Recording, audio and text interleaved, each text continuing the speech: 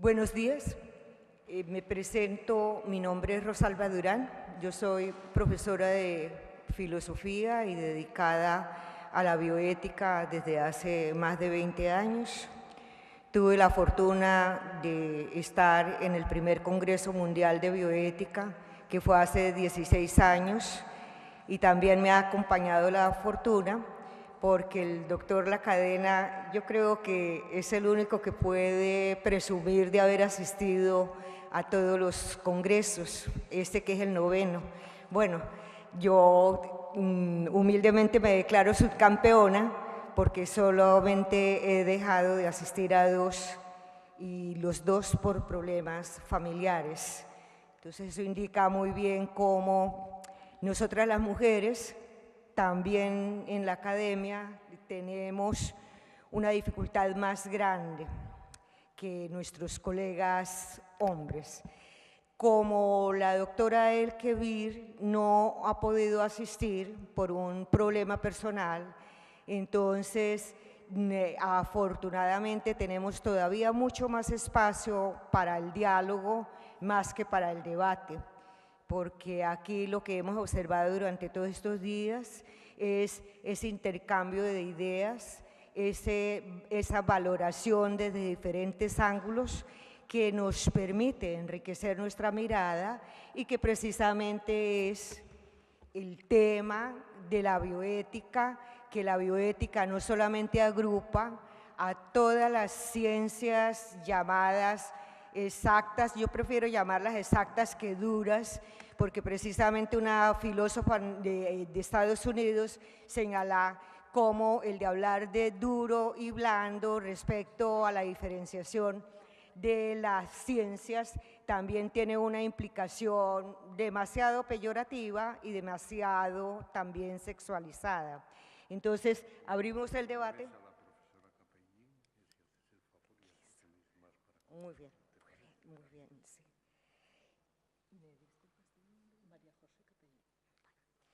Me va a acompañar ahora, y como esto es un proceso y es algo vivo, entonces, como les decía, vamos a tener más tiempo para ese diálogo y le doy la bienvenida y presento a la doctora María José Capellín, que va a coadministrar este encuentro. Yo, para animar el debate, quiero presentar otro aspecto que anteriormente, con el caso de las mujeres, no solo en Latinoamérica, sino en todo el mundo, nos hemos visto afectadas, y es cuando esas políticas de Estado coartan y cohíben aquella posibilidad de que las mujeres no solamente puedan ser libres en la elección de su maternidad, sino cuando precisamente han sido víctimas de violación y quedan, a mí no me gusta utilizar la palabra embarazo porque de hecho significa es obstáculo, significa es tropiezo, sino cuando esa maternidad no ha sido deseada, sino impuesta, cuando acude a ese derecho sexual reproductivo que es el de decidir si continúa con la gestación o no, es no solamente vilipendiada, sino tratada como delincuente. Y solamente quiero concluir con este término para darle la palabra a la doctora Capellín y a todas y a todos ustedes. Es que, como en el caso de mi país, en donde las distintas figuras del Estado estarían llamadas a interpretar una carta constitucional, una carta de derechos de la ciudadanía de todos los hombres y de todas las mujeres, desafortunadamente el último y nefasto procurador, que debió haber nacido, bueno, pero en las postrimerías muy de la prehistoria, ni siquiera en la Edad Media, no solamente volvió a criminalizar la despenalización del aborto, sino que ha sido el adalid de todas las luchas que en todas las partes del mundo se ha dado por esta nueva categoría, la categoría de género. Entonces, no solamente enemigo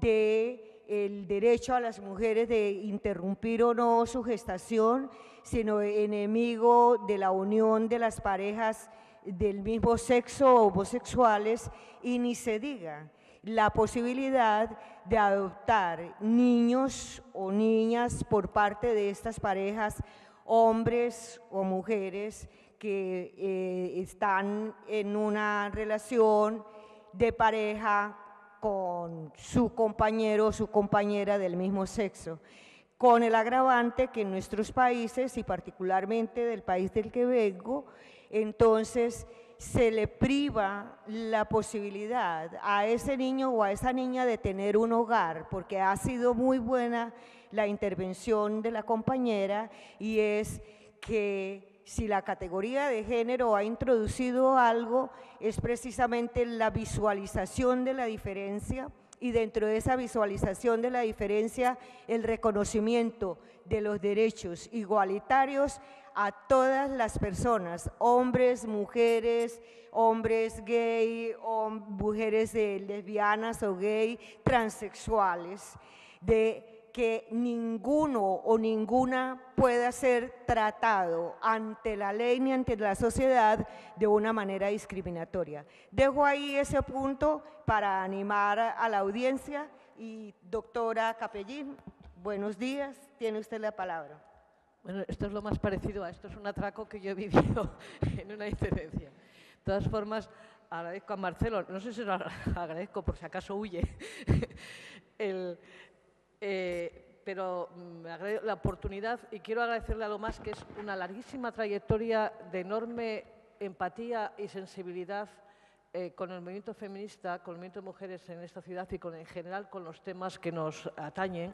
Digo, una larguísima trayectoria desde los años 80, las primeras luchas en esta ciudad por planificación familiar, por una serie de cuestiones.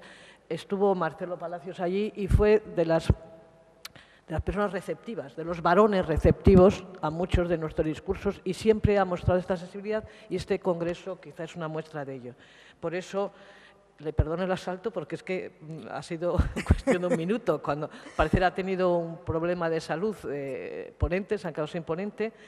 Entonces, perdonar el desorden, que va a ser sobre la marcha, voy a decir algunas cosas para lanzar debates.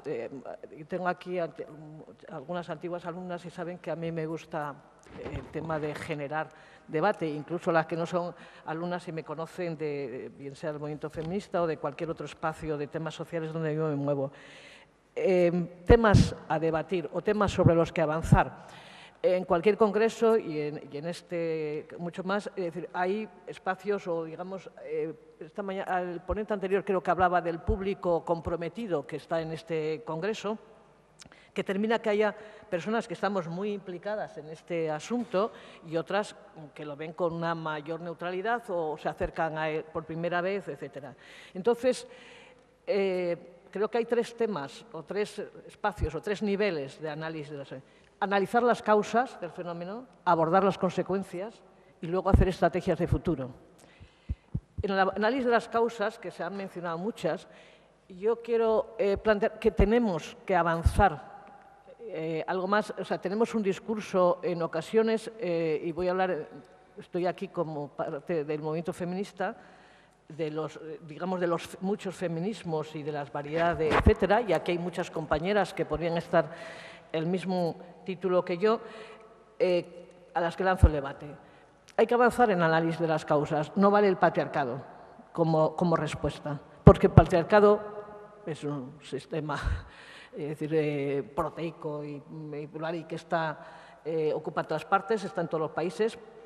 El patriarcado no da la respuesta de por qué en la India hay 30 veces más que aquí, o por qué unas personas bajo el mismo régimen patriarcal, unas mujeres sufren un grado de violencia extrema y otras mujeres no la sufrimos, por qué la violencia estructural afecta de manera diferente y por qué varones y mujeres responden de manera diferente a ese mismo sistema. Por lo tanto, hay que ir más allá si queremos centrarnos en el análisis real Es decir, no vale la cómoda respuesta de la etiqueta, no vale decir ese sistema patriarcal. Aceptamos que en el marco del sistema... Tampoco vale la cómoda respuesta de que vivimos en una sociedad que tiene una violencia estructural pavorosa. El caso de Colombia es uno de esos países que estremece por la dureza de esa violencia, cuando dan los datos. Porque la violencia extrema y pavorosa y la violencia estructural en la que nos movemos genera aprendizajes de respuestas violentas en ocasiones. Es decir, por lo tanto, esos son dos datos, el patriarcado y la violencia estructural. Probablemente muchos dirían que la violencia estructural es un componente directo del patriarcado, pero bueno, vamos a entrar en más complejidades. Están en el contexto. Ahora hay que plantearse por qué todas las violencias o los grados de violencia llegan a situaciones extremas de los modelos de relaciones que tenemos, porque y creo que hay que introducir más qué modelos de relaciones sentimentales, amorosas se establecen, ¿sí? Qué modelos familiares se establecen bajo ese modelo de familia tradicional, que muchos nos habremos educado en ellas y que han sido familias maravillosas, que han dado soporte y alimento de valores y de emociones y de satisfacciones a muchos de nosotros. Hay una serpiente, hay un veneno, ¿no? Es decir, hay algo malvado y perverso que también genera otros modelos. Entonces, discutir todo esto, profundizar un poco más, este congreso tiene que servir al menos para que en el movimiento feminista dé un paso más, decir, vale, patriarcado, vale, la violencia, vale, el modelo familiar. ¿Y además qué? Además, ¿qué sucede? ¿Qué más hay? ¿Qué más podemos detectar para que podamos abordar estrategias de futuro? El abordaje de las consecuencias, que sería el otro nivel que hay que plantear, que aquí se ha hablado varias veces, el tema de las víctimas, de la reparación, del trabajo en casos como a escala tan brutal como el que sucede en Colombia. Hoy comentaban, han asesinado a un líder de la lucha contra el narcotráfico en México. O sea, estados que se están desmoronando como estados, y que emerge la violencia, cuando ya no la ejerce el Estado con sistemas regulares, desaparece el Estado y emerge una violencia en la sociedad brutal, de la que las víctimas son las personas más vulnerables, que son las criaturas y las mujeres, habitualmente en todas. Entonces, solo analizando bien las causas, solo abordando, sabiendo cómo abordar las consecuencias, las víctimas, sería lo que hacemos trabajadores sociales, podemos establecer con estrategias de futuro. Entonces, yo brindo abierto un debate sobre profundizar aquí en... Venga, rápido. En 3 minutos cada uno. Causas. No vale el patriarcado, no vale la violencia estructural. Vamos a ir un poquito más allá. Gracias, María José. Entonces, tienen ustedes la palabra, mis queridas amigas y mis queridos amigos. A ver.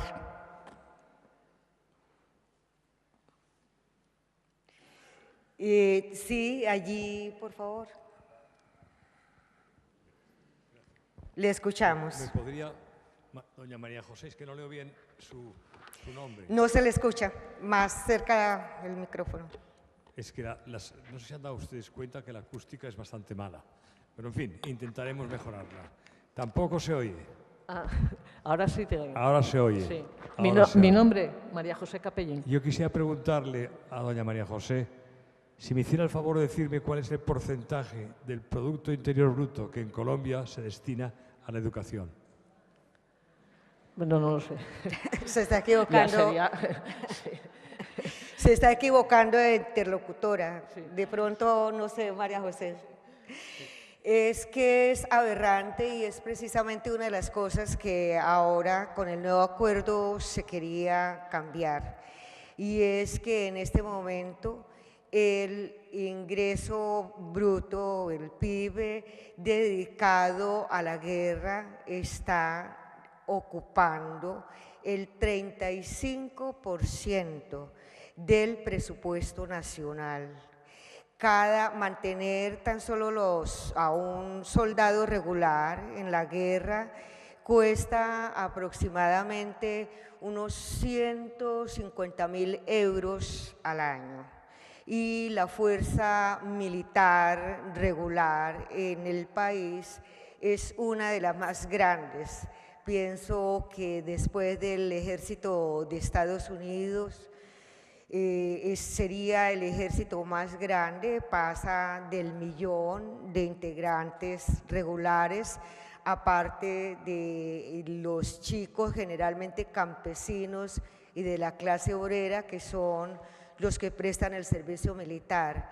Mientras que a nivel nacional del ingreso interno bruto, solamente, atérrense ustedes, el 5% está dedicado a la educación. Entonces me gusta mucho esa pregunta, y si hiciéramos ese balance, tanto en los países europeos como en África, en el resto de países latinoamericanos. En esta ocasión echo de menos a las colegas hombres y mujeres de Asia. Es aberrante y muy buena la pregunta, porque indica cómo a nivel de las directrices oficiales e institucionales, la dedicación que se hace al tema de la educación, y riámonos o echémonos a llorar, con lo que tiene que ver con los trabajos de género y el impulso en la sociedad del cambio de la mentalidad, es irrisorio. Y allí también entonces podemos encontrar algunas de esas causas estructurales, María José, por las que tú preguntabas. Mientras no hay más preguntas, solo una cuestión. Tampoco mitifiquemos el tema. Vamos a ver, la educación es un elemento esencial para el avance de las mujeres, pero solo con pensar que en la escuela se modifique o que haya más acceso a la educación se va a mejorar. La violencia de género, en los datos que tenemos en España, trasciende grupos económicos y educativos. Es decir, hay violencia en el seno de parejas con un alto nivel educativo, lo mismo que la hay en un nivel bajo. No estamos hablando de un problema de poblaciones marginales, mal educadas, que no tienen acceso a la cultura, no sé qué. Estamos hablando de un problema que sufren mujeres y sobre el que actúan varones de altos niveles educativos. Entonces, la educación es un tema esencial para el desarrollo, ya desde Mary Wollstonecraft y antes, luchando para el desarrollo, la autonomía, la libertad, la emancipación de las mujeres. Pero o se cambia el modelo de educación que damos, o no vamos a conseguir modificar los modelos de relaciones entre varones y mujeres. ¿Dónde está el problema? Aquí, por favor. Hola. Hola. Solo quería recordar que hoy a la 1, desde Argentina, se está llevando a cabo una convocatoria internacional por el asesinato de Lucía. Creo que todas recordamos este asesinato brutal, marcado en la violencia extrema machista. Creo que este es el lugar quizás más idóneo para que tengamos un momento para recordar este asesinato.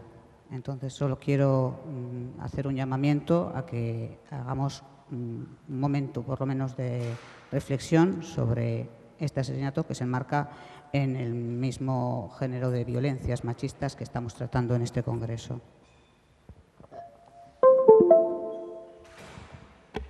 Gracias. ¿Nos repite, por favor, el nombre de las personas asesinadas? Lucía. Bueno, en concreto hoy estamos haciendo un llamamiento a recordar el asesinato de Lucía en Argentina, joven de 16 años, sometida a violencia extrema,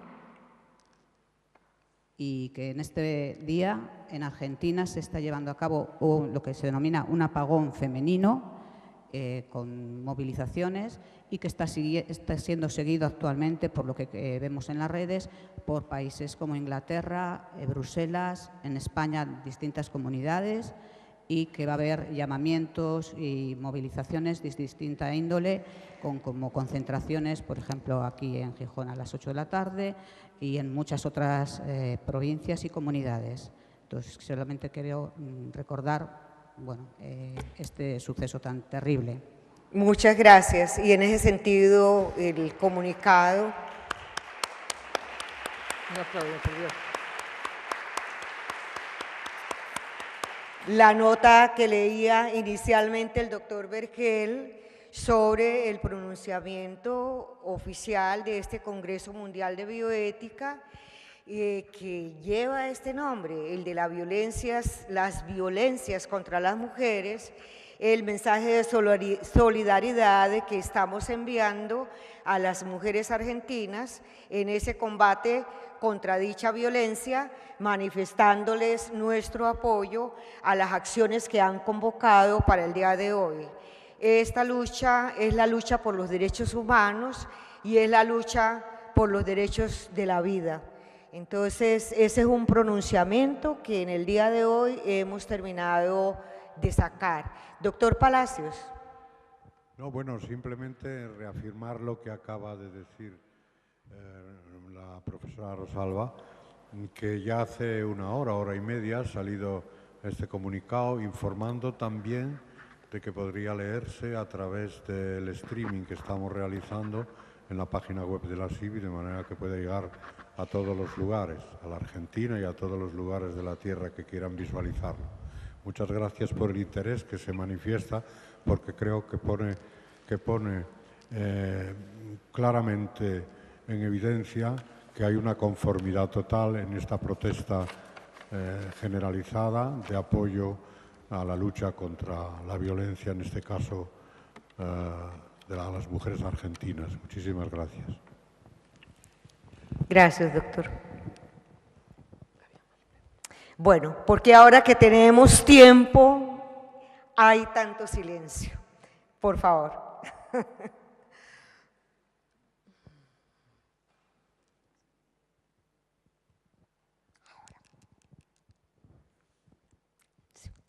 Bien, pues. Hola, buenas. Hola. Lo que ha dicho la compañera María José, lo que ha dicho la compañera María José tiene razón.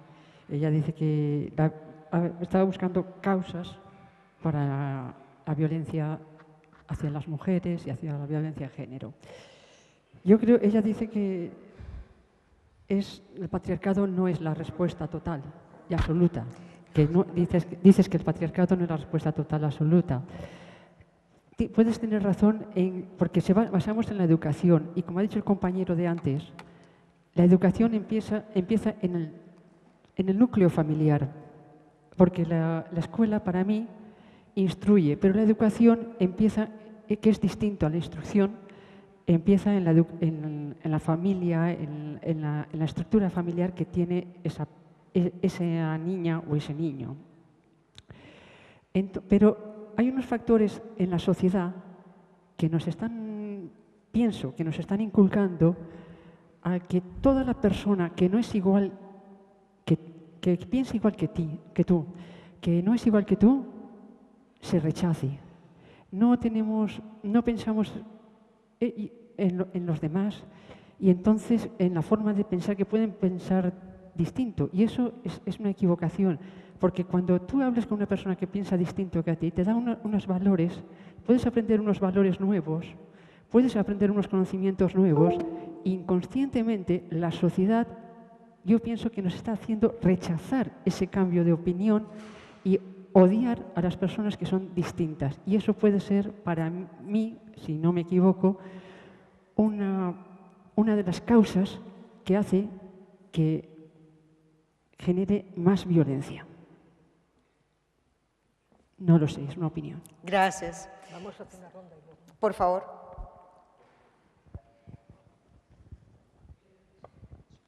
Buenos días a todas y a todos. Un poquito intentando responder a la propuesta de reflexión y de buscar, más allá del patriarcado, de la desigualdad, de la discriminación hacia las mujeres, las causas de la violencia de género. No sé si llamarlo causa, pero creo que es la impunidad en la que ocurren las agresiones hacia las mujeres. Quiero recordar que hace 10 o 12 años En España, todos los lunes a la mañana nos levantábamos, en los informativos, nos levantamos con el número de muertos en carretera, que eran, no sé, 225 este fin de semana. Si además coincidía con algún tipo de festejo, pues eran 250.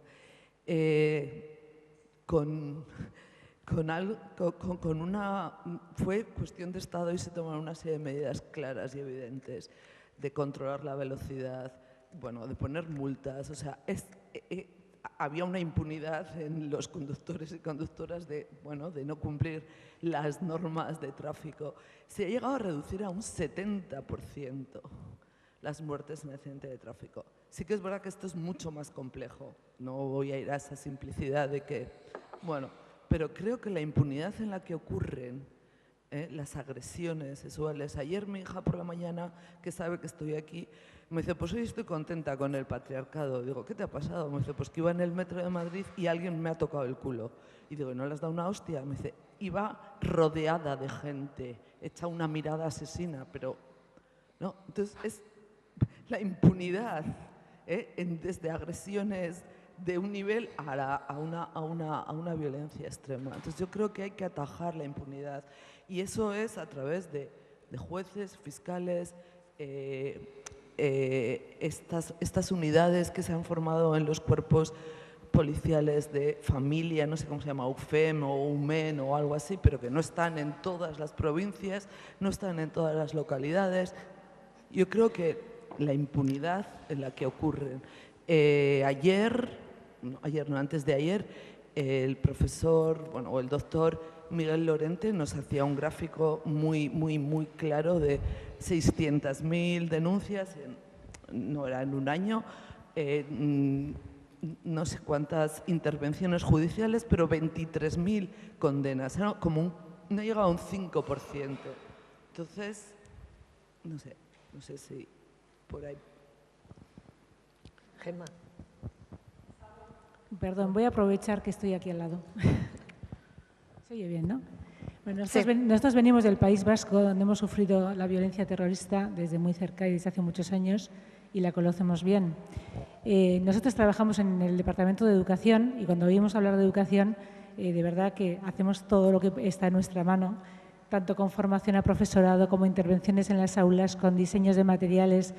Pero hay un tema en concreto que lo trabajamos en seminarios con profesores, digo por dar otra pista, ¿no? Que es el tema de las series televisivas, de la publicidad. Lo trabajamos muchísimo, pero yo, por desgracia, tengo la sensación de que no sirve de nada, porque incluso trabajamos con las familias sobre esos programas que se están viendo en los hogares y es que a ellos les hace muchísima gracia cómo se tratan a las mujeres, qué vocabulario se utiliza. Entonces, nos quedamos desarmados y sin argumentos cuando estás abordando de una manera de la más integral posible en los centros educativos con familias, profesorado y alumnado ciertos temas y luego a nivel de Estado no hay, habrá, digo yo, no sé, lo desconozco, un instituto que controle qué sale a los medios y cuáles son las series de jóvenes y qué valores transmiten. Tuvimos el año pasado en el Gobierno vasco una situación muy concreta y era que Euskal Telebista iba a emitir un programa nuevo sobre cuadrillas de chicos y chicas que si había un chico en la cuadrilla y no tenía novia, ya se iban a encargar ellos de hacer una selección entre chicas de la población que reunieran los valores que eran los apropiados para ese chico en concreto. Bueno, el Instituto Vasco de la Mujer, Emakunde, hizo un análisis de ese programa que no era adecuado y, sin embargo, a pesar de eso, lo iban a emitir. De hecho, ya hubo anuncios en la televisión que se iba a poner en marcha. Fueron los movimientos de mujeres feministas que tuvieron que ir allí al centro, o sea, en presencia, a decir que no se iban de allá hasta que aquel programa se retirara. O sea, que es que continuamente es como pegarnos contra un muro enorme que a nadie le interesa que cambie.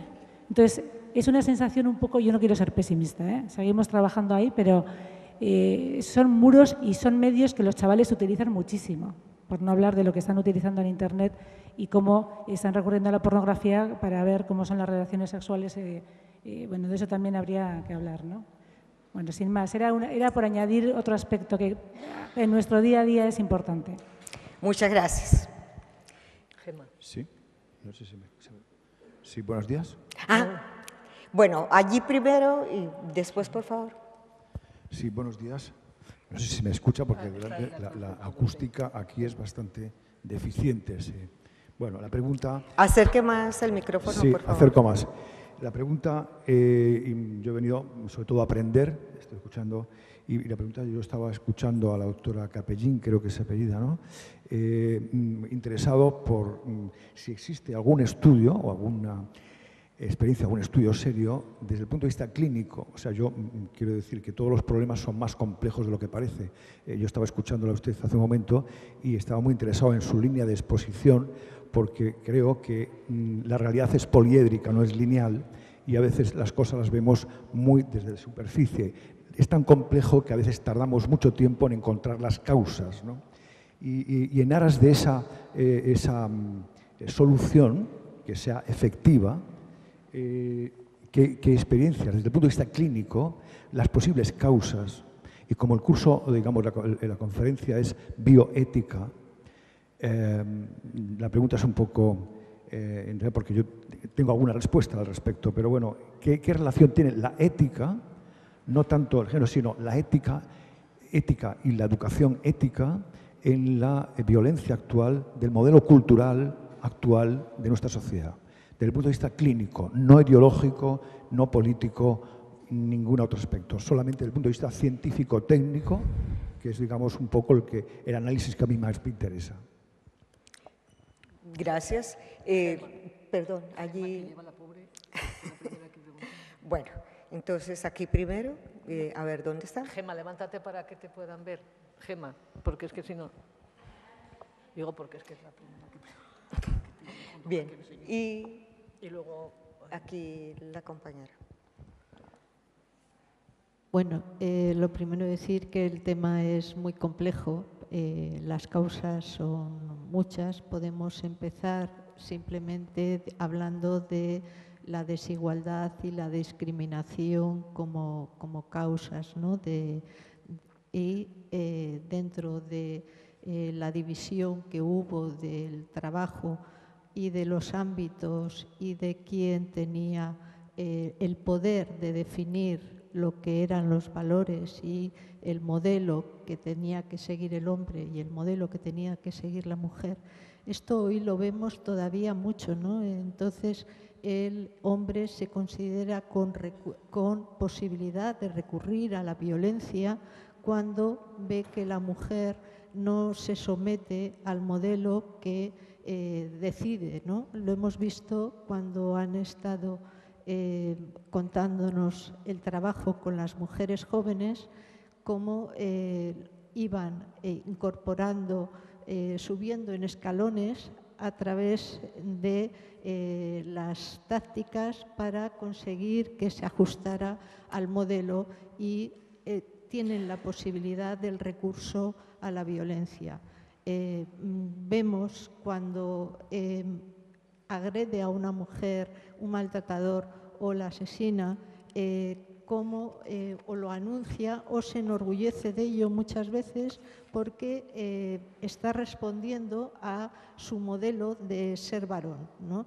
Y en realidad es un acto narcisista que no tolera que la mujer pues le deje y que inicie una nueva vida, ¿no? La maté porque era mía. Esto que existía desde la época romana y desde la antigüedad, pues sigue existiendo ahora. Y sí que hay una impunidad en cuanto a que la mayoría de los varones, pues de alguna forma siguen teniendo el modelo de la mujer de subordinación y cosificada. Las mujeres muchas veces también la importancia que demos ahí en lo del amor romántico, la importancia que coloquemos el amor en nuestras vidas en el centro, también nos hace colocarnos en una postura de mayor subordinación. Pero bueno, causas, podíamos estar hablando muchas veces cuando se dan los mensajes, ir poniendo al lado la discriminación que existe, la diferencia de salarios, la diferencia de estar en cargos de poder. Todo esto igual es más efectivo a la hora de plantear una noticia de un maltrato exponer situaciones de desigualdad y discriminación en la sociedad que dar el mensaje de hay salida cuando vemos que las salidas son muy dificultosas o mujer denuncia y seguir responsabilizando y culpabilizando a la mujer de la situación, ¿no? Me gustaría, lamento abusar, me gustaría plantear que en este congreso hubiésemos podido plantear el trabajo que se está haciendo a nivel sociosanitario, o sea, no ha habido una presencia y tendríamos que saber en las situaciones en que se está viendo una actuación integral con las mujeres, qué resultados se está viendo, hacer una evaluación. Hay servicios como la Casa Malva, hay servicios de atención psicosocial específicos para violencia contra las mujeres, no tenemos datos, las abogadas, las dificultades que tienen. Entonces, de este congreso me gustaría que pudieran salir propuestas, o sea, por una parte decir las deficiencias y las dificultades que estamos encontrando y por otra parte propuestas para que la Administración no siga recortando y ponga soluciones a los déficits que estamos encontrando, ¿no? Gracias. Sí, por favor. Bueno, siguiendo un poco el hilo, en una parte el hilo de lo que dice Gemma y aprovechando la oportunidad de este congreso, que yo creo que es una oportunidad magnífica para ver cómo nos debemos situar. Yo creo que la ponencia anterior nos planteaba algo que es donde tendríamos que resituarnos, ¿no? En este tema, entre lo global y lo local. Yo creo que estamos analizando la violencia contra las mujeres, tendríamos que analizarla en un contexto de nuevas formas de violencia, donde el sistema de opresión de unas personas por otras está buscando, aparecen nuevas formas de violencia en la sociedad. Todas las redes, no solo, o sea, de tráfico de mujeres, pero también de tráfico de personas, de opresión sobre aquellos que menos tienen y que se está dando en estos momentos. Parece que diéramos un paso o medio paso adelante y varios pasos atrás con toda la situación de crisis mundial que ha servido para reforzar pues, las situaciones de opresión en el planeta. Entonces creo que tendremos que movernos en el discurso de la violencia contra las mujeres entre el análisis de lo global y de lo local. Gemma pone sobre la mesa algo que es importante, es decir, allí donde se está tratando de hacer cosas, cómo las evaluamos, cómo las analizamos, cómo nos sirven o no nos sirven para avanzar. Yo creo que hay algo que María José preguntaba y que yo quiero poner sobre la mesa. Yo creo que el patriarcado es un sistema que se adapta para poder permanecer y así lo hemos visto a lo largo de la historia de la humanidad.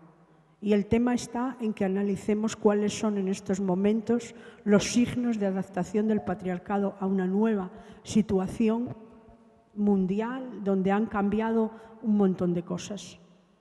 Y por eso van a seguir dándose situaciones de violencia y además el patriarcado como sistema de opresión legitima otros sistemas de opresión. Y creo que esa es una de las grandes claves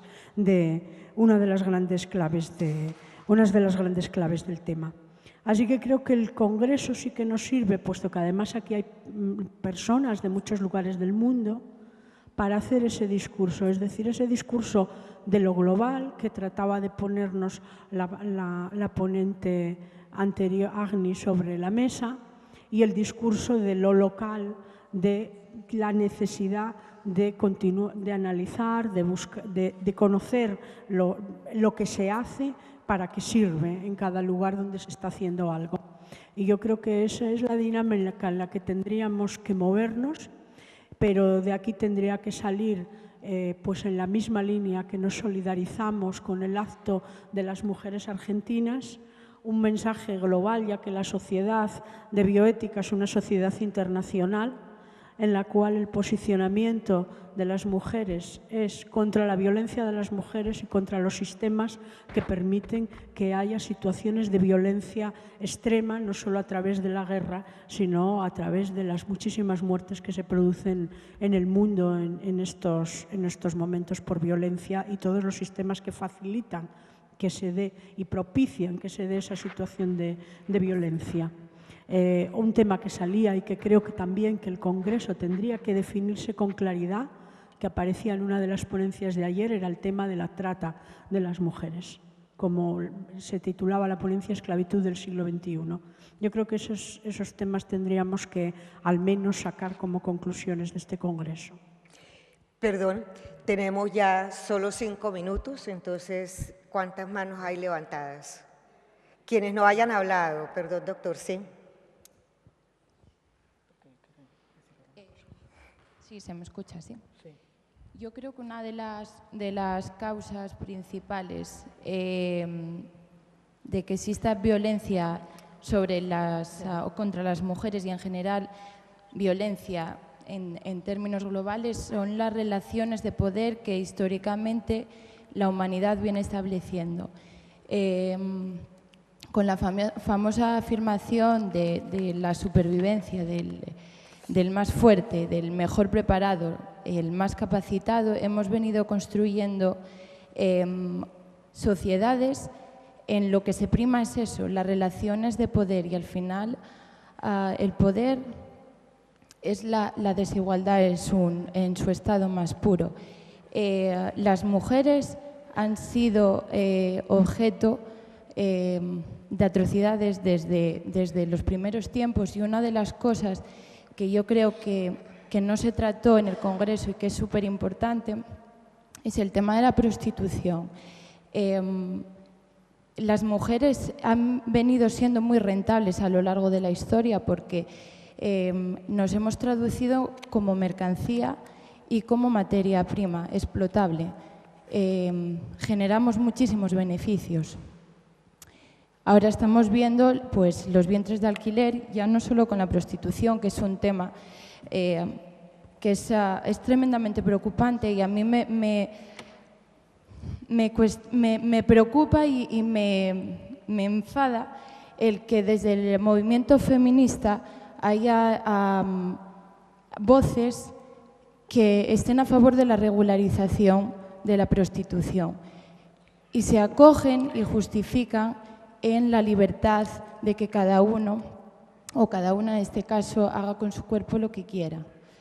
Yo creo que la palabra libertad se está pervirtiendo a extremos pues que hasta este momento pues no se estaban llevando o no se estaban centrando. Y es que para mí la libertad no es justificable mientras no se respete la dignidad y el respeto a la mujer. Creo que las mujeres prostituidas que alzan la voz diciendo que se están prostituyendo de forma voluntaria, primero le están poniendo el camino muy fácil al neoliberalismo y en concreto al sistema patriarcal, porque al final el patriarcado no tiene por qué dar ninguna justificación, porque ya están dentro del movimiento feminista casi justificando la prostitución. El sistema democrático está enfermo mientras haya el cuerpo de una mujer vendiéndose o alquilándose. Sí, yo sé que tengo que terminar y igual tengo muchas ideas, estoy intentando ordenarlas, disculpad por la lentitud. Y bueno, era un poco eso, pues las relaciones de poder que yo creo que necesitamos resetearnos y cambiar un poco el sistema de relaciones y de entender hacia dónde queremos ir y el sistema democrático en sí, lo que significa la palabra democracia. Gracias. María José, ya para terminar, porque nos invitan a ya que cerremos el espacio. Queda... Una última. Ah, bueno, entonces una última y cerramos el espacio. Es del hombre que estaba detrás, que lo había pedido hace tiempo. Bien, 2 intervenciones más y cerramos, ¿sí? Sí, tiene usted la palabra, señora. Bueno, Vale, quiero poner un Por favor, como ya nos están pidiendo cerrar el tiempo. Muy corto. Simplemente creo que una de las causas de la violencia es porque nosotras, como mujeres, no queremos encajar en este sistema de poder. Porque si encajamos, no hace falta hacer violencia contra nosotras. A ver, el plan es un poco que lo vivimos como un castigo porque no nos comportamos bien, porque queremos la mitad de todo. Y por eso, como única solución que se plantea a eso, pues es una forma de violencia por nuestro género.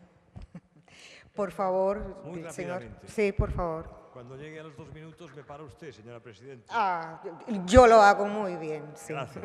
Muy fácilmente contesto al colega de por ahí detrás, que no sé quién ha sido, que ha preguntado si existía un perfil clínico. No, desgraciadamente no hay un perfil clínico. Pero piensen ustedes algo que es importante. ¿No se oye? Cuando se pregunta a los hombres escandinavos cuál es su capacidad de ayudar a sus consortes femeninas en los trabajos del hogar, el 27% contestan encantados. En España, cuando se hace esta pregunta, solo un 4%. Cuando a los políticos españoles se les dice cómo es posible que el asesinato, que a fin de cuentas es la máxima expresión de la violencia de género, cuando el asesinato a las mujeres no está rebajado en España, no se hace nada, la contestación de los políticos es: ellas no habían manifestado nunca que existía este problema. Y yo me pregunto, ¿es que hay que ser asesinado para que los políticos tomen medidas en la realidad de que existe una etiología social que favorece esta situación? Muchas gracias. Gracias. Bueno, ya para cerrar, quiero puntualizar solamente una idea, y es que, como ya se anotaba, el problema es un problema muy complejo y la realidad es poliédrica. La realidad tiene montones de caras, como cada una de las personas intervinientes allí. Y entonces, algo también, yo recibí formación en una escuela normal y religiosa, y algo que desafortunadamente lo tienen las distintas comunidades religiosas y la Iglesia, que se ha querido también apropiar de este discurso bioético.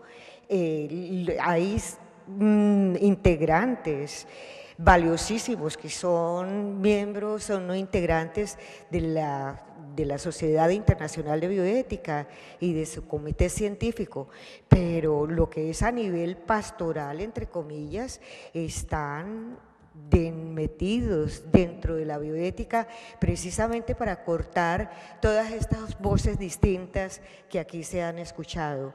Y por eso entonces allí había algo que yo creo que el movimiento de mujeres y el movimiento de hombres y el movimiento ciudadano lo tiene que recuperar, y es que educar a una mujer es educar toda una sociedad, y lo que el feminismo y los nuevos movimientos de identidad masculina y los nuevos movimientos de identidad de personas tenemos que hacer precisamente es cambiar a cada una de las personas. Eso ya se sabía desde Platón, ¿sí? Ahora lo que tenemos es que ponerlo en práctica, y también poner en práctica lo que decía un viejo hombre del siglo decimonónico, que probablemente se lo debió escuchar a su mujer, y es que desde hace rato tenemos fórmulas para interpretar el mundo, y ahora particularmente es a las mujeres y a los hombres nuevos